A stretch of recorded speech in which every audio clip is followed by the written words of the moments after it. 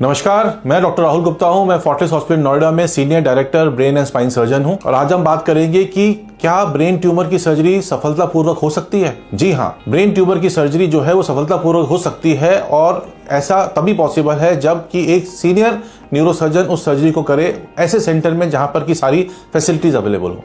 वो फैसिलिटीज क्या हैं? एमआरआई का बहुत इंपॉर्टेंट रोल है ब्रेन ट्यूमर को डिटेक्ट करने में और उसकी बहुत सारी ऐसी सीक्वेंसेस है जो ब्रेन ट्यूमर के बारे में ऐसी जानकारी देती हैं जो कि ब्रेन ट्यूमर सर्जरी में बहुत ज़्यादा लाभदायक होती हैं।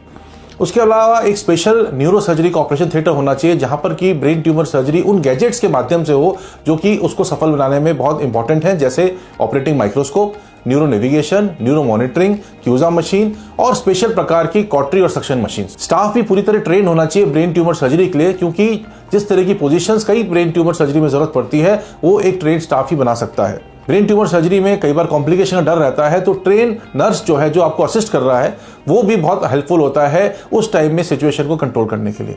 न्यूरो एनेस्थेटिस्ट जो स्पेशली न्यूरो एनेस्थीसिया विभाग से होते हैं वो भी ब्रेन ट्यूमर सर्जरी को कामयाब करने में बहुत ज्यादा हेल्प करते हैं। उसके बाद पेशेंट को न्यूरो सर्जरी आईसीयू में शिफ्ट किया जाता है जहां पर कि ट्रेन स्टाफ जो है वो उन पेशेंट को देखता है ताकि पोस्ट ऑपरेटिव कॉम्प्लिकेशंस ना हो। कई पेशेंट में जिनमें कैंसर निकलता है उनमें बाद में रेडिएशन कीमोथेरेपी की जरूरत पड़ती है, तो उसकी फैसिलिटीज भी उस हॉस्पिटल में अवेलेबल होनी चाहिए ताकि पूरा टीम वर्क की तरह उस पेशेंट के ट्यूमर को अटैक किया जाए और पेशेंट की सर्जरी सफल हो और पेशेंट अपना एक नॉर्मल जीवन जो है वो आगे यापन कर सके।